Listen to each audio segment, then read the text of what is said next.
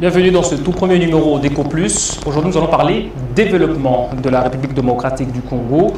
Comment y parvenir? Comment parler développement demain en partant de cette crise qui a frappé le monde? Mais au-delà aussi de toutes, je dirais, les richesses que nous avons dans notre pays, comment pouvons-nous capitaliser? Quelles politiques mettre en place pour aider notre économie à se développer? Alors, nous allons aborder toutes ces questions-là, c'est-à-dire voir comment, quel est le niveau aujourd'hui de notre développement, pourquoi la RDC n'est pas développée, pourquoi on tarde à se développer, comment faire pour justement aider notre économie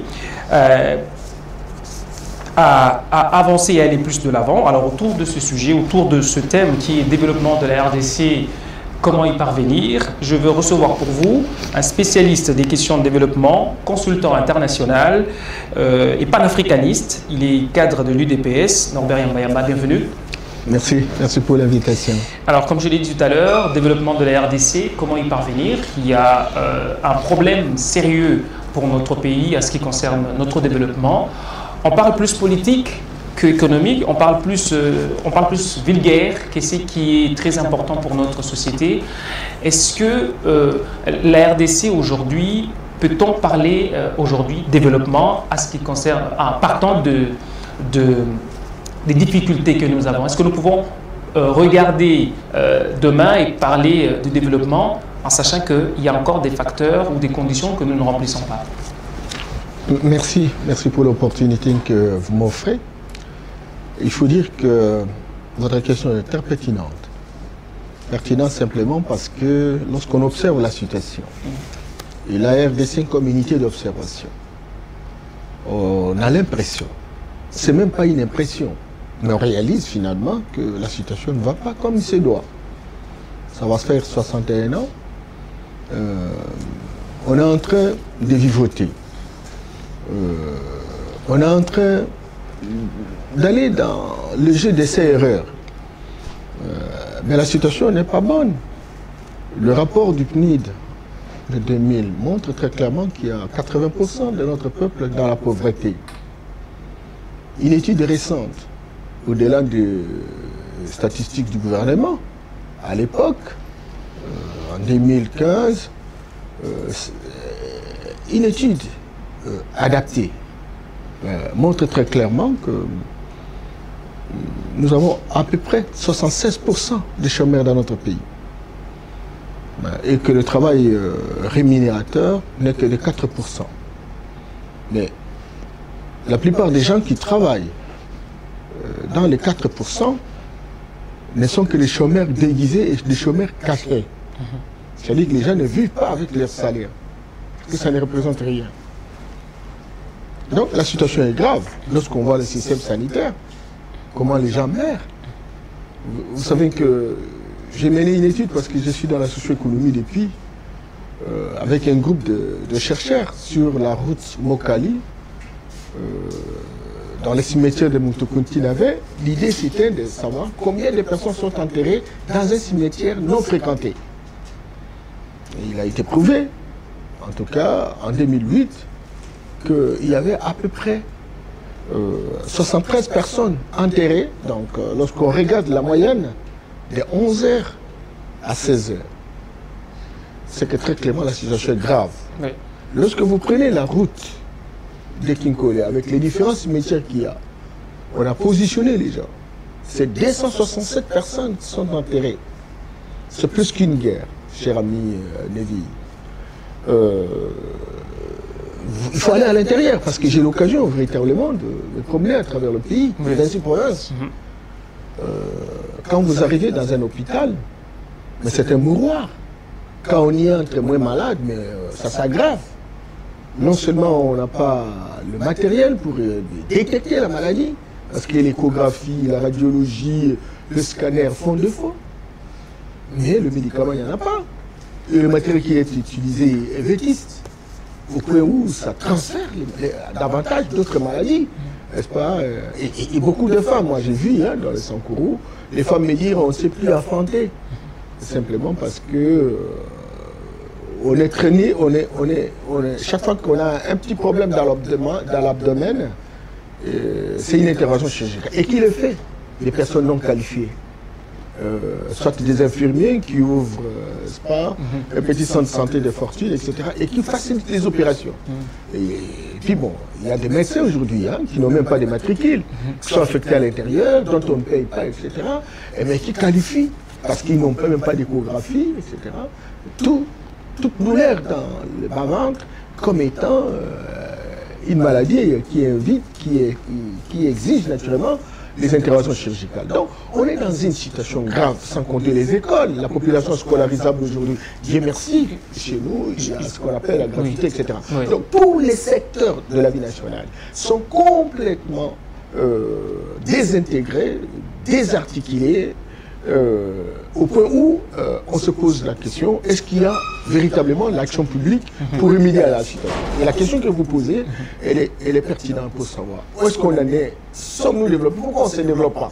Et c'est cela, justement, la pertinence de cette émission d'aujourd'hui. D'accord. Alors, vous avez quand même essayé d'énumérer, parce qu'on ne peut pas parler du développement sans parler de l'alphabétisation, sans parler du système sanitaire, sans parler des infrastructures que nous avons, et de l'urbanisation, ou sans parler aussi de ce que nous produisons en termes économiques, etc., etc. On voit que quand on regarde, quand on fait le tableau, on se rend compte que dans chaque secteur, vous l'avez énuméré, c'est quasi nul, dont nous n'y sommes pas. Est-ce que la faute, c'est aussi à nous-mêmes, Congolais? Est-ce que nous ne sommes pas capables, ou à nos dirigeants qui n'arrivent pas à justement diagnostiquer les problèmes majeurs qui fait en sorte que nous ne puissions pas nous développer? Bon, premièrement, je voudrais vous dire que on ne peut pas tout de suite dire que la faute c'est à nos dirigeants. Mais la faute c'est effectivement au système qui a été mis en place. Ce système qui a construit un paradigme hérocentriste, à rentabilité externe. Certainement que nous avons des potentialités sur le plan agricole, sur le plan forestier, sur le plan minier, sur le plan hydrologique, sur le plan énergétique, etc. Sur le plan phonique même. Voilà, donc nous avons des postes halieutiques.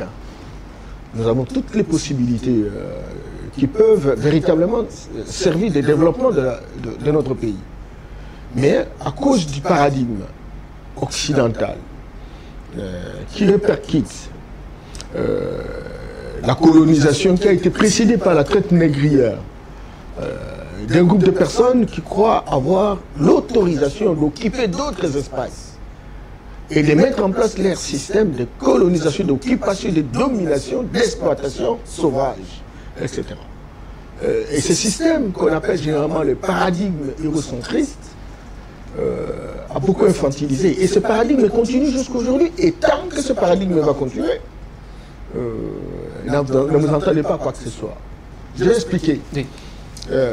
Nous avons le cuivre. C'est depuis combien de temps on produit le cuivre?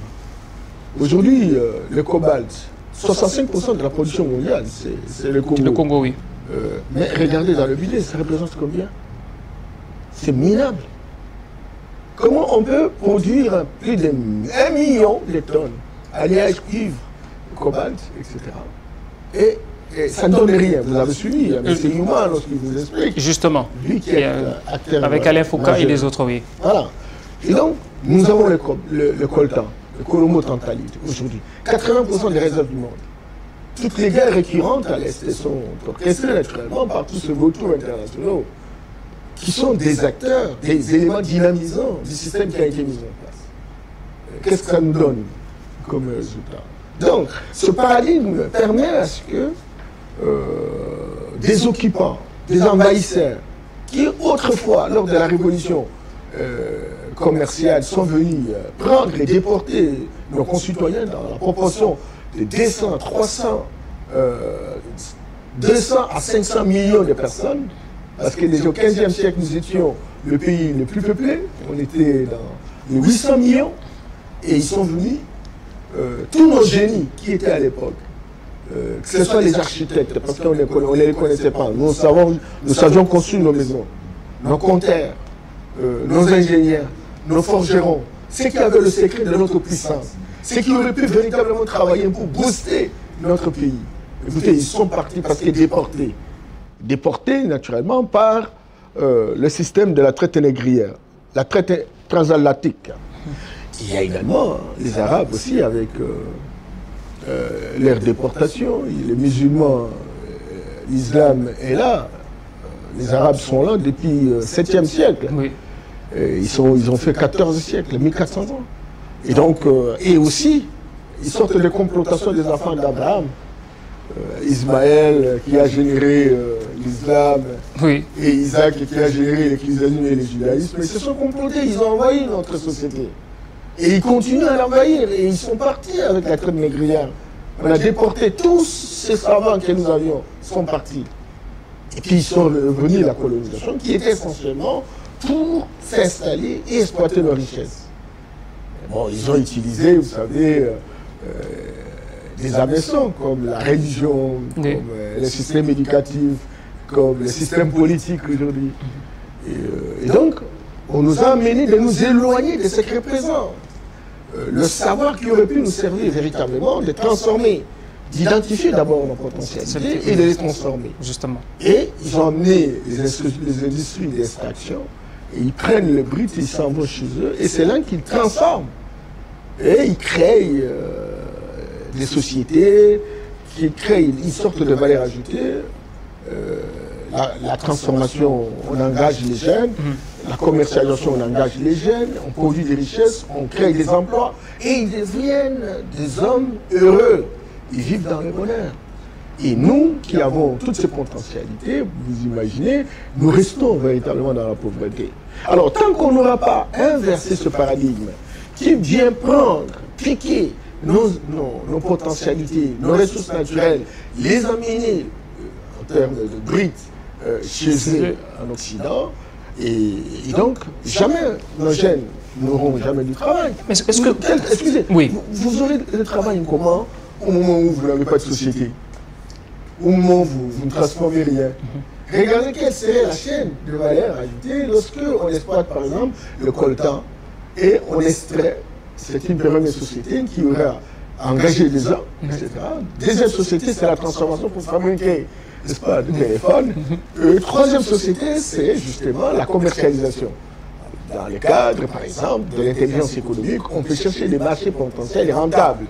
Tu vois? Et on crée une valeur. Première société, deuxième société, troisième, on engage.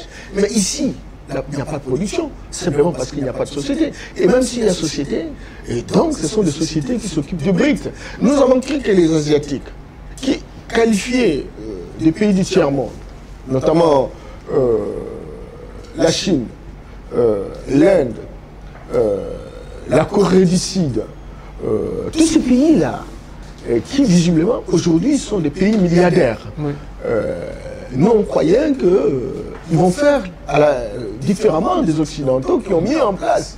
Et donc, je connais des amis qui étaient avec nous en Belgique, chinois bien entendu, et qui sont venus essentiellement étudier comment les Occidentaux ont réussi véritablement à nous domestiquer.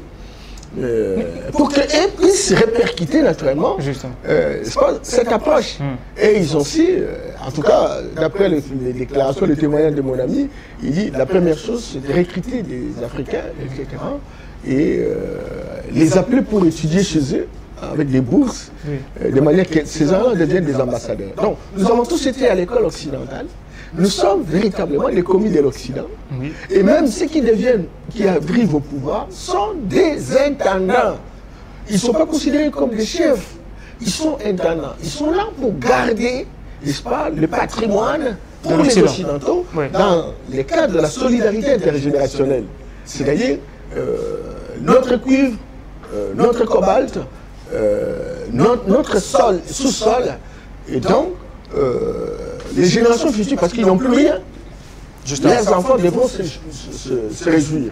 Et ils mettent en place ce qu'on appelait la politique de développement durable, etc. Oui. Ou non pas qui aurait pu, toute observation faite au niveau, n'est-ce pas, du parc de Virunga. Dans cette nappe jusqu'à l'Ouganda, il y a du pétrole à gogo. mais curieusement, nous ne pouvons pas exploiter, semble-t-il, que c'est un patrimoine mondial. Oui. Donc, c'est très clair que le pétrole qui a fait de l'Iran ce qu'il est, qui a fait des États-Unis, de la Russie, de la Turquie, ne peut pas faire de nous.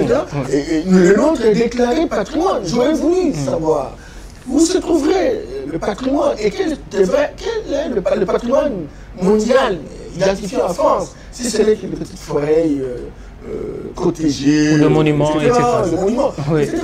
Nous sommes dans la pauvreté la plus abjecte. Nous l'avons dit. Plus de 90% des gens sont dans la pauvreté la plus absolue. Et nous avons une potentialité comme du pétrole. On ne peut pas exploiter ça, simplement parce que c'est déclaré.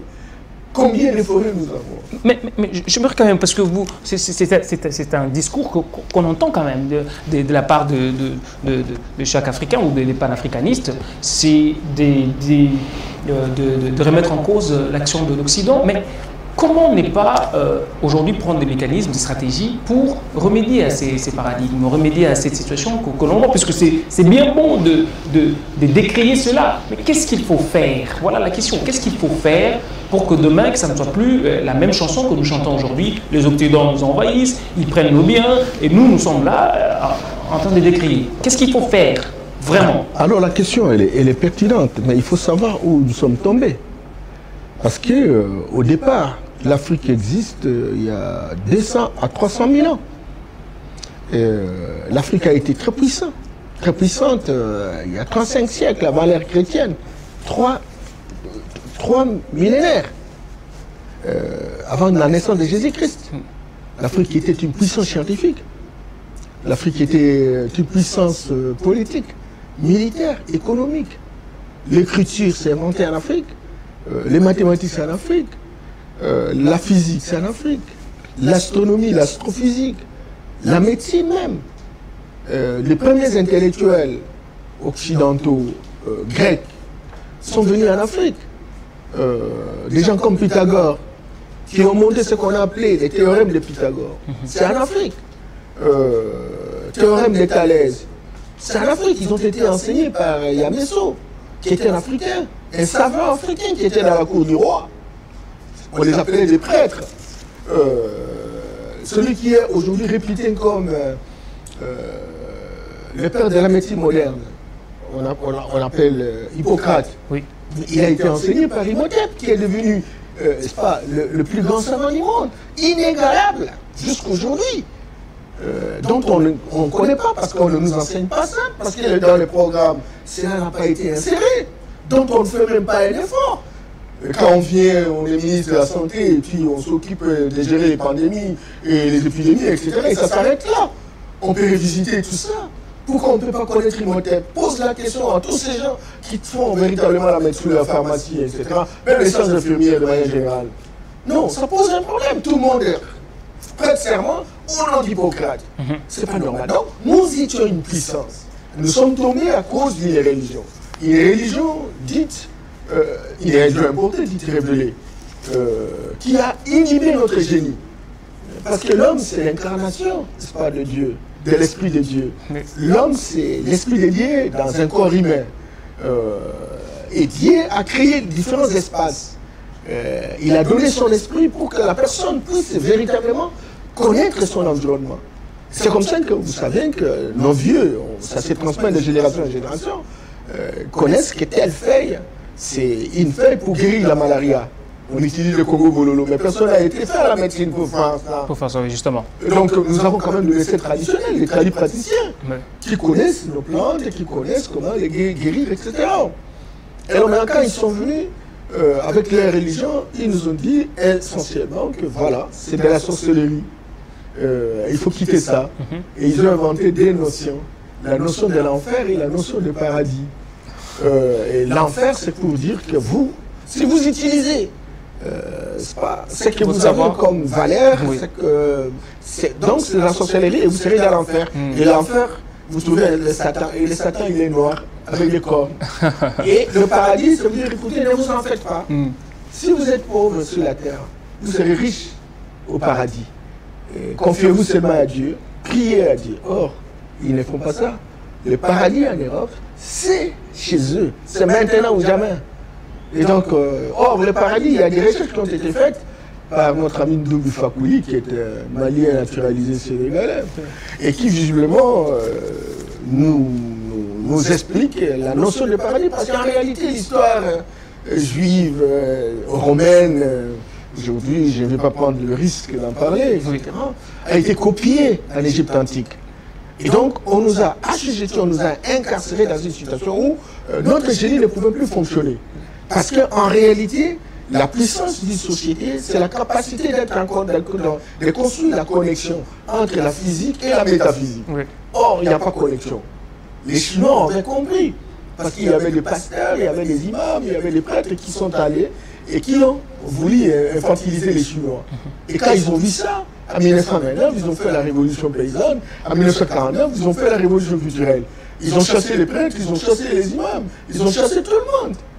Oui. Et donc, c'est justement pour être en connexion avec les ancêtres. Parce que comme Dieu a créé le monde, il a créé l'homme et chaque espace a un homme, mais qui a l'intelligence, qui a la sagesse. Et il lui dit que dans le monde, vous serez en mesure d'avoir le secret de connaître votre société. C'est comme ça que ça se transmet de génération en génération. Ça se transmet. Et puis bon, quand ils arrivent, ils coupent ça, et donc ce n'est plus transmis de génération. Et ce qui pouvait vraiment montrer, ce qui représente nos puissances, se cache. Regardez quand vous voyez Elimwe par exemple, je donne toujours cet exemple. Il fait le combat, et il essaie de déchirer le ventre de son adversaire, il sort des intestins, etc. Et puis après, il y referme, et sans cicatrice. Mais aller en Europe, il y a des scanners comme ça. Et alors maintenant, comme cette histoire-là, tout le monde crie, Elimwe, c'est un sorcier. Oui, féticheur. Or, on pouvait travailler avec Elimwe pour qu'il nous dise très concrètement, comment ça se fait? Quelle est la puissance qui est utilisée? Parce que c'est un secret. Aucune puissance n'est puissance que lorsqu'elle détient une connaissance. Et donc, cela pouvait être enseigné en médecine, en pharmacie, etc. Parce que, je termine là, oui. Il y a 3 composantes pour la formation d'un individu. Il y a la composante théorique où vous avez des grandes idées, des grandes personnes qui ont fait des recherches, qui ont publié, etc. Et ça constitue la théorie. Il y a aussi la pratique, l'implémentation pratiquement de ces composantes théoriques. Eh bien, il y a aussi une troisième, et la plus importante parce que c'est elle qui inspire, c'est la spiritualité.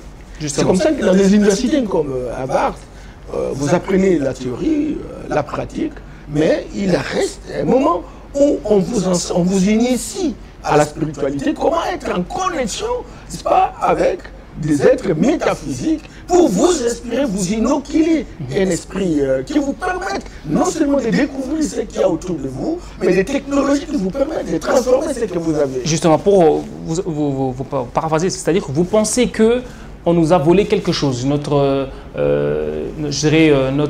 esprit par la colonisation, et qu'il faudra maintenant, notre spiritualité, si je vais parler ainsi, il faudra maintenant essayer de la reprendre. On nous a volé notre spiritualité authentique, on nous a volé notre génie propre, on nous a volé notre identité culturelle, ce qui fait la puissance de chaque société. Et donc, pour que nous puissions naturellement répandre notre force, le génie qui a permis que nos ancêtres puissent savoir que le panier a des noix, et les noix peuvent donner de l'huile, l'huile peut être utilisée pour la fabrication du savon. Il n'y a personne qui était agronome à l'époque, etc. Mais comment on l'a su? Comment on peut savoir que tel fruit peut être utilisé, par exemple, pour traiter la toux, tel autre c'est un poison? Qui a fait cette recherche? Qui a abouti à cette effrayante conclusion? C'est l'Esprit de Dieu incarné dans les corps humains. Cet esprit nous a été volé, inhibé par une religion qui n'a montré effectivement que le côté négatif de la chose et qui considère cela comme satanique et diabolique et dont le sort est réservé à l'enfer. Donc lui-même, il faut aller, vous allez voir, compter les églises, etc. Vous allez voir. Et donc ça, c'était malsain. C'était les Romains. Ils ont monté cette histoire. Maintenant, nous devons véritablement en parler parce que ça a une implication financière sur l'économie. Comment nous pouvons avoir autant de potentialités? Vous savez que le Congo-Kinshasa, nous avons 80 millions de terres arabes. Ça peut aller jusqu'à 120 si on additionne avec les terres marécageuses. Mais écoutez, aucune production. On importe le riz. Oui. Voilà, donc on pouvait avoir des technologies. Un an, on peut produire 100 sacs. Un an, 100 sacs. Il y a des technologies. Justement. Mais c'est ce que font les Américains, par exemple, ce que font les Occidentaux. 8% seulement s'occupent de l'agriculture aux États-Unis, mais nous, c'est plus de 400 millions de personnes. Et il faut même pas de l'exportation. Certainement, on parlerait de la mécanisation, mais de ce génie, d'où? Mais il y a eu du génie pour inventer véritablement ces différentes technologies. Donc nous avons perdu ça au point où nous sommes essentiellement en train d'accompagner l'homme blanc, même au niveau de l'extraction, parce que c'est lui qui amène ces industries, juste pour extraire. Ouais. Et donc, comme nous n'avons pas de technologie, les technologies, on peut les obtenir grâce au génie propre, grâce à la spiritualité, grâce à l'esprit de Dieu incarné dans le corps humain d'une personne, etc. Donc on a coupé court avec ça et nous ne produisons rien. C'est comme ça qu'aujourd'hui, plus que jamais, tant que ce paradigme ne s'est pas changé et qu'on croit que les Fonds monétaires internationaux, la Banque mondiale, etc., qui sont des outils de pénétration, des instruments de pénétration, et qui, pour nous laisser comme des bébés sous biberon, des bébés sous biberon. Voilà, donc pourquoi on ne peut pas nous capitaliser aujourd'hui en partant de ce que vous venez de mentionner tout à l'heure, de suggérer tout à l'heure? Est-ce qu'on ne peut pas aujourd'hui comprendre ce que nous avons été, ce que nous sommes aujourd'hui, comment faire en sorte que ce partenariat que nous avons aujourd'hui avec les Occidentaux puisse demain porter des fruits, par exemple? Parce qu'on se rend compte que nous sommes toujours sous la domination de l'homme blanc. Non, mais ils ont mis des mécanismes. Mais qu'est-ce que nous pouvons faire? Ils ont mis des mécanismes. Pour faire quelque chose, il faut chercher des alternatives correspondantes. Ils ont mis des mécanismes. Par où on peut commencer? Par où on peut commencer? Non, je t'ai parlé de la religion. Oui. Il faut revisiter cette religion dite importée. Il faut Au-delà de la religion, alors? Écoutez, mais il faut construire une religion autonome, autochtone. Et deux, il faut revisiter notre système éducatif qui fabrique des chômeurs de lutte. Pas des hommes qui ont les caractères pour transformer. Pas des hommes qui ont la capacité de changer la société. Quand quelqu'un arrive, il est en train de répéter à longueur de journée les différentes théories. Nos écoles ne forment pas des hommes qui sont spirituellement engagés à transformer la société.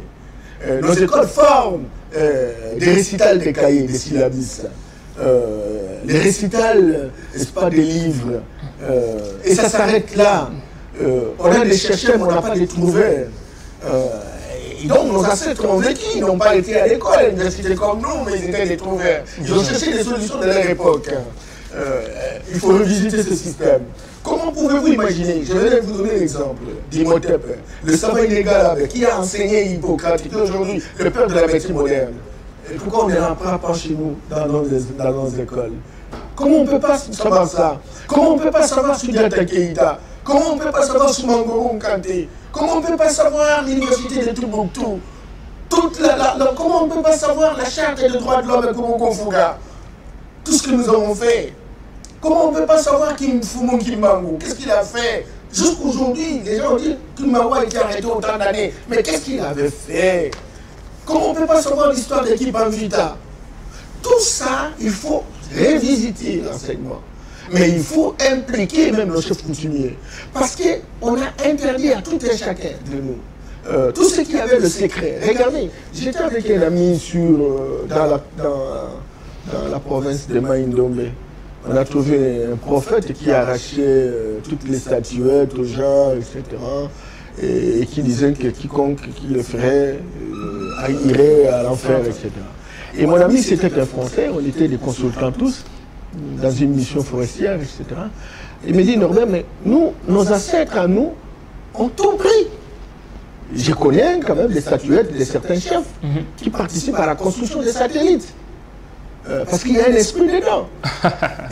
Alors maintenant, ces messieurs-là viennent, ils vous arrachent tout, mais vous restez avec quoi? Comment allez-vous fonder votre société? Justement. Parce que vous n'avez plus des esprits. Parce que, en fait, la force d'une société, c'est la compatibilité entre le visible et l'invisible. Lorsque le visible fonctionne en solo, et que le visible n'est pas inspiré par l'invisible, c'est une société en disparition. Parce qu'on devient ce qu'on voudrait que les autres soient, mais on n'est pas ce qu'on est naturellement. Et c'est ça la difficulté. Vous avez des hommes et des femmes en Afrique, généralement, qui, finalement, lorsqu'il y a pèlerinage à la Mecque, ils accompagnent les Arabes.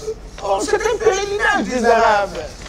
Et vous ne verrez pas les Européens en train d'y aller. Et même s'ils y allaient, à quelle proportion? Et donc, quand un pèlerinage au Vatican, et donc vous voyez les Africains prendre des avions, etc. pour aller au Vatican. Quand il y a pèlerinage en Israël, il y en a même ceux qui sont relevés d'impression d'avoir visité l'Israël, d'avoir vu le mur de lamentation, etc. Mais c'est pour les Juifs. Donc il faudrait qu'il y ait aussi cela pour nous. Voilà, aujourd'hui, votre serviteur qui vous parle est en connexion, est en liaison avec d'autres, etc. Et on est en train de réfléchir comment nous devons avoir notre lieu de pèlerinage. Où on va célébrer. Ça sera quelle religion? Puisque chaque tribu, chaque ethnie, on croit à un Dieu. Mais comment on va faire? Vous savez, la religion, c'est différent de la spiritualité. L'Afrique n'a pas connu la religion parce que la religion est une organisation humaine. Ce n'est pas une dictée surnaturelle de Dieu. C'est l'organisation. Mais c'est par la religion que cette spiritualité est transmise. Bien entendu. Mais écoutez, les catholiques, ils ont une histoire. Les protestants, ils ont une histoire. Donc ça veut dire très concrètement, c'est une histoire des hommes. Ce n'est pas Dieu. Mais ils croient à un être qu'ils n'ont jamais vu. C'est très important. Et ils excellent dans les ingrédients qu'ils mettent en place, justement pour formuler des normes, formuler des pratiques et formuler des usages. C'est comme ça que vous avez. On vous appelle Lévi, on m'appelle Norbert. Mais vous savez que depuis la naissance de Jésus-Christ, il n'y avait pas de saints. Il fallait faire 1000 ans. Oui. C'est qu'après que les catholiques se sont mis assis pour dire, écoutez, maintenant nous devons déclarer certains d'entre nous des saints. Et on nous a imposé, nous, les noms des ancêtres que nous ne connaissons pas. Et eux, vous savez qu'il y a une liaison, une compatibilité entre le nom et la personne. Parce qu'il existe ce qu'on appelle les grégores. Et les grégores, c'est l'intensité de l'énergie qui existe, qui a une implication financière sur une personne. Donc quand on t'appelle Norbert, vous renvoyez les grégores, vous renvoyez la puissance aux ancêtres des autres. Mais quand on appelle les Yamaya Mangongo Lutete, et donc toute la puissance, et on construit même une connexion. Vous voyez, donc c'est très important. Alors maintenant, nous on est dans une situation où on n'est plus ce que nous devrions être, on est ce que les autres voudraient, et les autres ont mis en place des pièges. C'est comme ça que vous avez les médias que vous avez ici. Quels médias, quel contenu? Vous voyez comment on devient des perroquins? Suivez seulement les hommes politiques à la télé. Ce sont des enfants sous biberon. Mais c'est gravissime. On ne discute pas sur des questions de prospérité. On est loin des questions de prospérité. On est loin des questions de lutte contre la pauvreté. Et quand vous posez la question, le chef du parti, il a même difficile à expliquer son projet. Le projet, c'est la solution à un problème qui se pose. Et le projet de société devient un ensemble de projets, un ensemble de solutions, de réponses par rapport aux problèmes de la société. On n'y est pas là. Même les journalistes, même les hommes politiques, même les intellectuels, tous deviennent des abrutis fondationnels. C'est que Koumadoubé, prince de Bélébélé, un Camerounais, mais c'est un savant, il dit, nous avons des diplômés culturellement analphabètes. Donc, on n'a que des analphabètes. Alors revenons à notre futur. Revenons. Vous allez à l'Équateur ici. Vous trouvez des gens comme des pygmées. Mais il est docteur sur des questions de traitement de diabète. Mais c'est grave. Mais ce sont ces gens-là qui auraient pu donner cours à l'université. Mais on a besoin, on ne peut pas rester comme des traditionnalistes. Je m'excuse beaucoup, mon ami. Oui. On ne peut pas rester des traditionnalistes. Mais on pense que le pygmée nous montre. On essaye de retravailler pour systématiser, rationaliser ça. Oui. De manière à construire notre particularisme rationnel. Et même chez les Européens, vous avez des véhicules de 1900, ce n'est pas le même véhicule de 2021. Aujourd'hui, on parle 5G, mais oui. Hier, ce n'était pas le cas, etc. Donc, justement. Ça s'évolue. Alors maintenant, il faut réhabiliter ce génie. Raison pour laquelle nous avons toujours dit, mais tous nos chefs coutumiers, ils ont encore le secret de la puissance, mais qu'ils puissent infuser dans nos universités, dans nos écoles, etc. Cette intelligence qu'ils ont eu peur par le passé à cause d'une religion qui leur a promis l'enfer. Et donc, qu'on inflige, qu'on trouve des hommes, des jeunes gens, des professeurs, des enfants intelligents, etc., qu'on donne l'intelligence de gestion, où on devient des millionnaires, des milliardaires, etc. Et cela est possible. Et c'est comme ça que nous prenons la responsabilité dans le cadre de la nouvelle vision panafricaine pour dire, écoutez, il n'y a pas, s'il y a eu des panafricanistes par le passé, certainement qu'ils se sont battus pour libérer l'Afrique. Mais écoutez, en quoi s'agit une libération sans bonheur? Et le bonheur repose dans l'économie. Et c'est comme ça la nouvelle vision souhaiterait d'abord savoir les raisons raisonnables qui ont poussé à ce que nous ne puissions pas avoir la prospérité économique. Et c'est sur base de cette prospérité économique qu'on va construire le bonheur, on va construire le développement dans nos pays. Et ça, changement de ce paradigme, on n'ira nulle part. Il faut que les technologies, nos universités deviennent des laboratoires, nous produisent des technologies. Et ces technologies doivent être financées à la fois par l'État, par nos opérateurs économiques, suivant leurs besoins, etc. Et que chaque opérateur économique utilise telle ou telle technologie pour produire, par exemple, le manioc révisité ou réformé. J'ai vu à Nibada, au Nigeria, où une boutique de manioc, 20 kilos, 30 kilos, j'ai vu des pommes de terre à Boutare, au Rwanda, 50 kilos. Écoutez, si vous faites un art, il est 1 hectare, vous êtes capable de nourrir toute une commune. Oui, donc c'est ça en fait. Mais oui, je sens que vous avez diagnostiqué. Vous pensez qu'aujourd'hui, bon, ça on dit toujours c'est les discours panafricains. On pense que la réalité de notre vécu d'aujourd'hui, c'est que ça date toujours de l'époque. Mais 60 ans après, on continue toujours à pleurer. Aujourd'hui, puisque le temps nous fait défaut, je ne pense pas qu'on pourra tout exploiter aujourd'hui en termes de développement. Parler, c'est trop vaste, mais vous avez épinglé la religion, vous avez épinglé l'éducation, peut-être la prochaine. Et le système politique. Ça aussi, c'est très important. Mais le système politique que nous vivons ici, oui. Est-ce que nos ancêtres ont utilisé? La République, c'est une donne importée. Nous avons connu pas la démocratie occidentale, mais la démocratie juxtaposée. Vous allez dans un village, vous trouvez le chef, et au bout du village, vous avez une case de quelqu'un qui est en contradiction avec les chefs. Et chaque fois que les chefs voulaient décider avec ses notables, il dit, mais il faut toujours prendre l'idée de cet homme-là, etc. Qu'est-ce qu'il pense par rapport à la question? Et si cet homme insiste sur la chose, et les chefs rectifient. Alors maintenant, il faut que nos sociologues, il faut que nos politologues, nos juristes, nos anthropologues, ils réfléchissent par rapport à ces modes de gestion de gouvernance, etc. Pour nous construire un modèle qui permette véritablement à respecter notre enracinement, à respecter notre particularisme, le modernisant. Mais là où le corps, c'est que quand on est juriste et constitutionnaliste, c'est par rapport au droit gréco-romain, par rapport au romano-germanique. Ouais. Et donc, vous importez les droits des autres, non adaptés par rapport à notre contexte, par rapport à nos réalités, par rapport à notre âge culturel, et vous vous réjouissez d'être véritablement un savant. Un savant qui ne produit pas véritablement des efforts, des effets. Donc, on appelle ça des commentateurs scientifiques, mais pas des scientifiques. Et nous avons besoin, aujourd'hui, dans le cadre, n'est-ce pas, de cette nouvelle vision, parce que vous dites que non, ça existe. Non, je dis nouvelle vision panafricaine. La dimension spirituelle n'a toujours pas été prise en considération depuis. Voilà, nous sommes en train même de donner la formule. Comment arriver à ce qu'on puisse construire une dynamique autour de la dimension spirituelle? Et comment construire une imbrication financière entre la dimension spirituelle et la prospérité économique? Vous pensez que le développement ne peut passer que lorsque ces deux, je dirais, dimensions spirituelles et physiques, Non, c'est systémique. Oui. C'est systémique. Mais les points stratégiques, c'est la religion. Il faut traiter la religion. Justement. Il faut traiter le système éducatif. Il faut traiter le système politique. Nous avons connu la confédération de royauté. On parle de plus en plus des tribus, etc. aujourd'hui. Ah, mais non, mais nous avons connu. Mais pas le tribalisme. Tribu, oui. Mais on avait des empires, on avait des royaumes. On cohabitait ensemble. Oui. Pourquoi ne pas interroger notre façon de vivre? Pourquoi ne pas interroger l'Égypte pharaonique pour savoir comment ils ont géré, quel était le niveau de gouvernance, comment on peut théoriser ça, comment on peut moderniser ça? C'est ce que nous avons, et nous avons carence de chercheurs. Non, nous avons des chercheurs, mais nous n'avons pas de trouveurs. Et ça, c'est un vrai problème. Et nous interpellons pour que tout soit utile.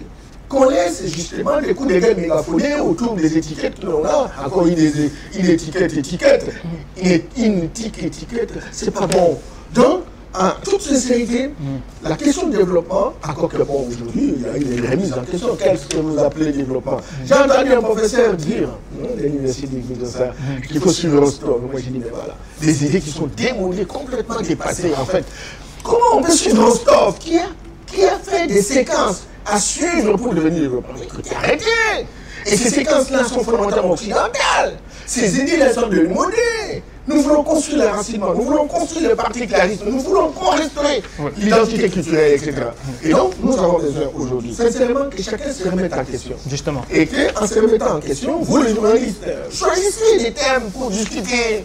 Sortez véritablement de ce coup de gueule mégaphonique où on veut parler des choses, etc. Et puis bon, qui n'ont aucune utilité. Quand les hommes politiques viennent ici, il faut qu'ils vous donnent qu'est-ce qu'ils projettent en 2100, que deviendra le Congo et qu'est-ce qu'ils prévoient? Quels sont les actes qu'il faut poser aujourd'hui? Oui.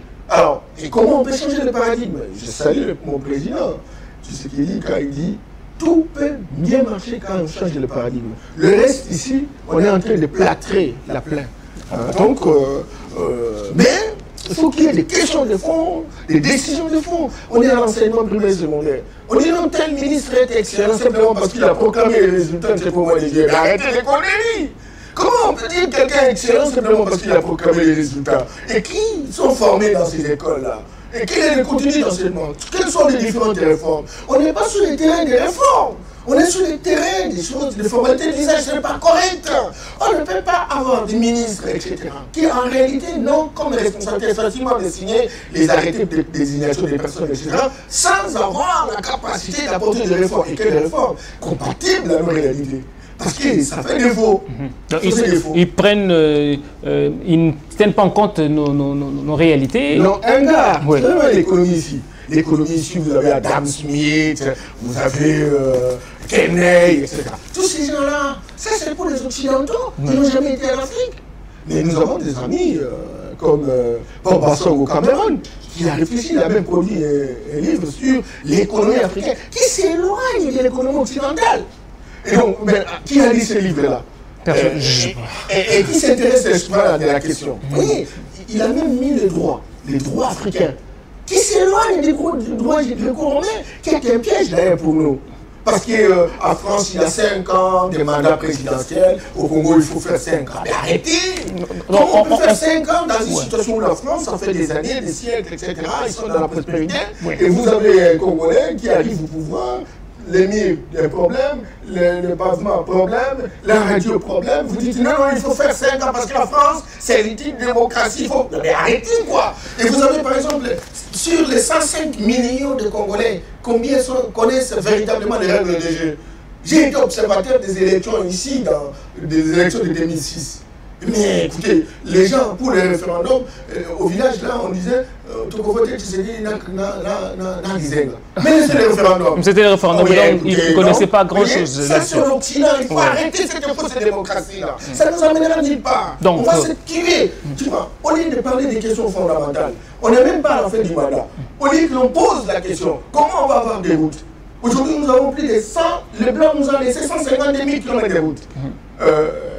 1700 ponts, 1700 bacs, 3700 ponts, 7000 km de rails, 14 000 km de voies fluviales. Aujourd'hui, quelle est la situation? Alors maintenant, les gens ont envie de réfléchir pour apporter des offres, pour apporter des alternatives. Ah non, ils ne sont pas là. C'est plus la politique qui les intéresse. La CNI, les élections, faisons la marche, arrêtez les conneries. On ne changera pas. Et tant que l'homme politique et les Congolais n'auraient pas compris ça. Quelqu'un passe à la télé là, il dit j'aime le peuple. Tout le monde parle au nom du peuple aujourd'hui. Je vous ai donné du riz, oui. Ou je vous ai donné de l'argent, etc. Et on le dit. On croit que bon, quand il va faire la répartition, il va faire la même chose. Mais écoute, vous allez souffrir pendant longtemps. Et c'est comme ça que les ancêtres nous envoient nous aujourd'hui pour que nous disions ces choses. Pour qu'on sente une révolution. Encore que bon, les journalistes prennent les choses à main dans le sens de pouvoir en assurer large diffusion. Justement. Parce que c'est pas normal. C'est pas normal. Parce que quelqu'un a parlé, il n'a même pas fait une démonstration de ce qu'il est capable de faire. Et pourquoi il est élu, on l'envoie au Parlement, il commence à amener un peu des poissons chez Charles, et les gens disent, mais non, voilà, c'est le meilleur député. Arrêtez de connaître. On sait comment ça se termine. Alors, bientôt, on pourra terminer. Vous voyez que c'est un peu vaste. Mais si je comprends très bien votre analyse aujourd'hui, c'est que le développement du Congo passe par tous les mécanismes que vous avez énumérés, la spiritualité, la santé aussi, l'éducation, c'est très important pour notre société, mais tout en respectant nos valeurs. En ne copiant pas l'Occident, si je comprends très bien. On ne copie si pas. on laisse notre intelligence faire, on est capable de se développer et faire plus. On peut imiter les autres, oui. Mais il faut avoir sa propre fondation. Un arbre, fit-il un baobab, sans racine tombe. Mais alors sinon, si on vous substituez par rapport aux valeurs des autres, vous ne pouvez pas perdurer. Mais attention, il faut que l'économie soit au devant de la scène. L'économie qui a une prospérité qui relève véritablement de la révolution technologique. Et tant qu'on n'aura pas de technologie, on a seulement des perroquets, on n'ira nulle part. Et donc il faut restaurer les génies propres. Il faut que nos universités servent de laboratoire et qu'on nous produise des technologies, qu'on s'y attelle dans les sciences fondamentales et qu'on puisse avoir un éclairage, n'est-ce pas, oui. de non-gens qui ont des secrets, qu'on construise une passerelle avec la métaphysique et vous verrez qu'on va véritablement prendre une percée spectaculaire. Donc on se tend déjà vers la fin de l'émission, mais on promet aux téléspectateurs qu'on va revenir encore. Là, on va épingler un peu d'autres aspects simplement liés au développement de la RDC. Mais puisque vous avez évoqué la religion, la santé, etc., une question de curiosité, une question. Aujourd'hui, nous avons un problème avec, par exemple, le président de la République ou le gouvernement. On essaye de toucher à tout parce qu'il faut... Vous voyez qu'en termes de revenus que nous avons, nous n'avons pas assez d'argent, mais il faut répondre aux besoins qui est là, l'éducation, la santé, développer, comme vous avez parlé, des entreprises. Ça demande qu'il y ait assez de moyens. Mais malheureusement, ces moyens, nous ne les avons pas. Il faudra mettre en place une politique économique, on espère avec le nouveau gouvernement, par où on peut commencer. Mais une question, parce qu'on doit bientôt terminer. Le gouvernement est en place, le gouvernement de Warriors, qui est là, qui travaille. Mais quel secteur aujourd'hui peut-on privilégier pour que nous puissions, ne fût-ce que commencer, où nous pouvons, par exemple, mettre le moyen, que ce soit intellectuel, physique, financier, pour que nous puissions retrouver des résultats qui peuvent aider la population, justement. Non, il y a trois attributs de souveraineté. Pour qu'on sache que c'est un pays qui fonctionne et qui est véritablement souverain, il y a quatre attributs. Le premier attribut, c'est la sécurité.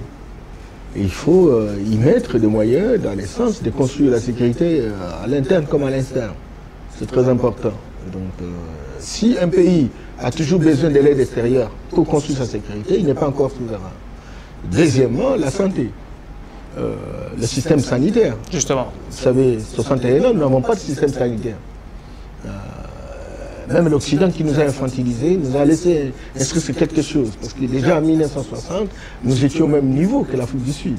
Et beaucoup de pays venaient se faire soigner chez nous. Aujourd'hui, on n'en a pas. Regardez Clinique Naliema. Oui. Regardez Quinoise. Regardez Kitamo. Oui, Clinique alors, va à l'unité, regardez Achichi. Regardez toutes ces cliniques étrangères qui sont installées. Et toutes les institutions, la plupart des institutions de notre pays sont des abonnés dans ces institutions étrangères et laissent nos institutions publiques. Vous voyez, et même à l'intérieur de nos institutions publiques, pour tel ou tel examen, il faut aller chez le médecin lui-même qui a sa polyclinique privée. Justement. Le Congo est complètement fissuré.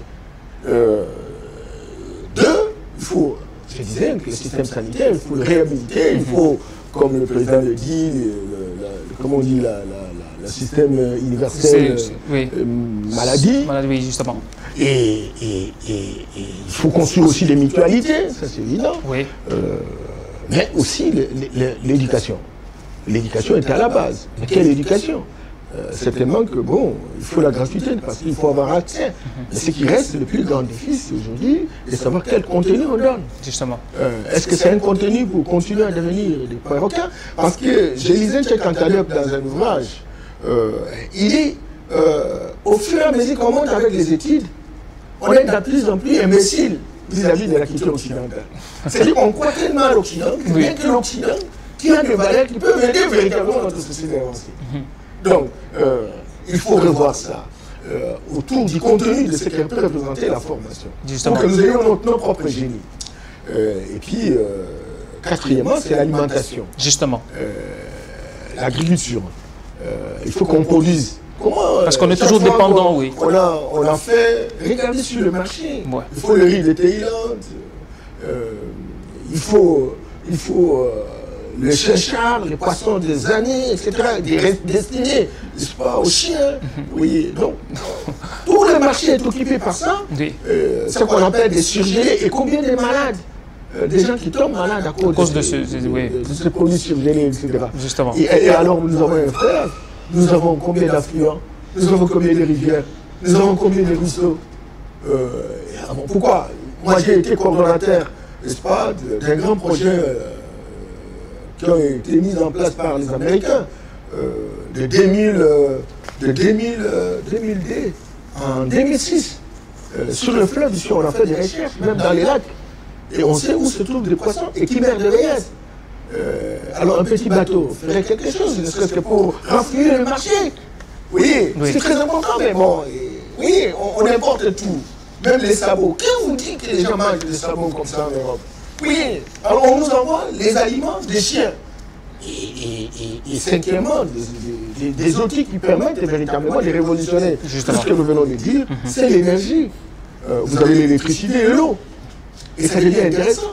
Parce qu'on ne peut pas faire des investissements pour transformer nos potentialités en possibilités si vous n'avez pas l'électricité, si vous n'avez pas l'eau. Et donc on en a besoin. Donc si on focalise naturellement, encore qu'il faut des professionnels, parce que la lutte contre la pauvreté exige la technicité. Et la technique ne se négocie pas. Justement. Et donc quiconque qui a la sécurité, quiconque qui a la santé, quiconque qui a l'éducation, l'alimentation, l'énergie, justement, sont des hommes de prédilection qui sont censés être des illuminés de la société. Justement. Et donc, il faut faire le choix. Et quand on se complète dans un choix sentimental, à ce moment-là, on n'est pas au bout du tunnel, quoi. D'accord. Alors, on va devoir terminer par là.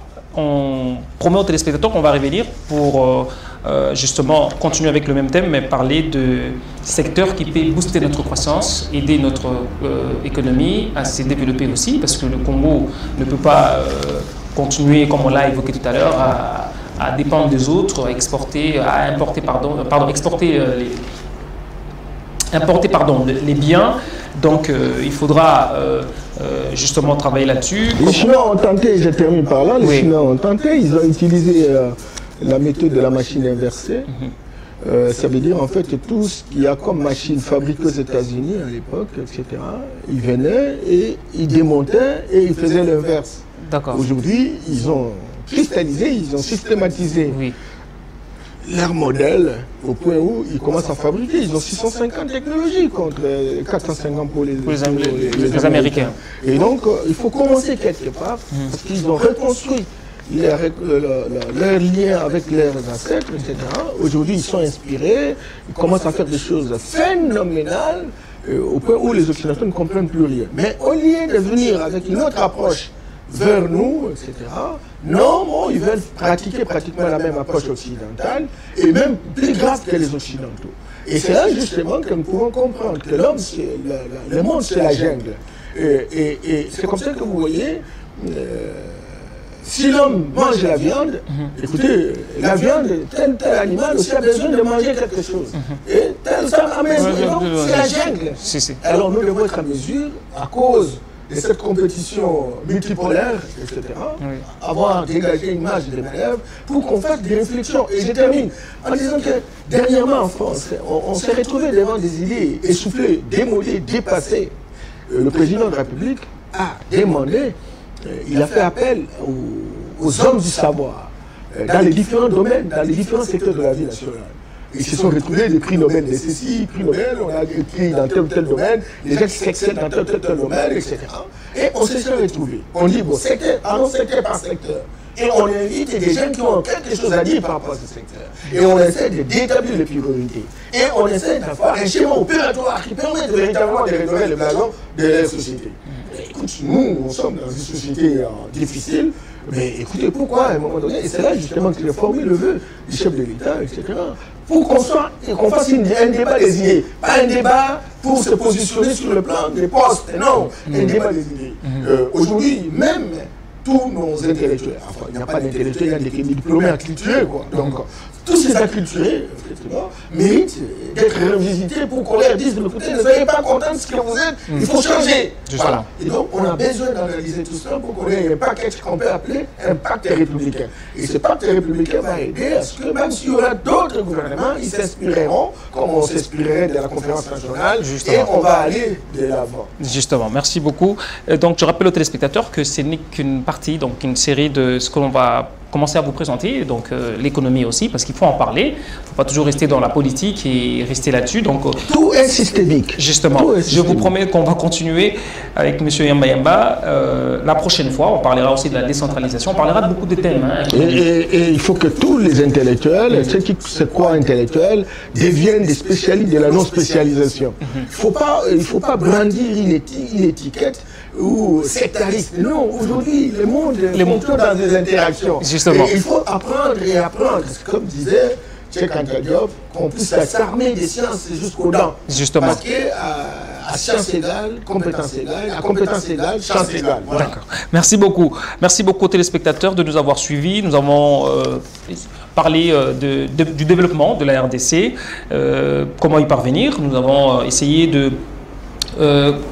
M. Yamba Yamba a épinglé quand même des facteurs qui font en sorte que nous ne puissions pas nous développer. Il a parlé de la spiritualité, de l'éducation. On a évoqué tant de choses. Alors, merci à tous ceux qui nous ont suivis. Merci aux téléspectateurs. Merci aussi à l'équipe technique. Je vous rappelle que je veux recevoir M. Yamba Yamba prochainement. Je l'ai reçu aujourd'hui en tant que spécialiste des questions de développement, mais aussi il est consultant international et panafricaniste, mais aussi cadre de l'UDPS. Tout à fait. D'accord. Et je vais le recevoir prochainement. On continuera à parler économie. Allez, on se retrouve prochainement. Au revoir.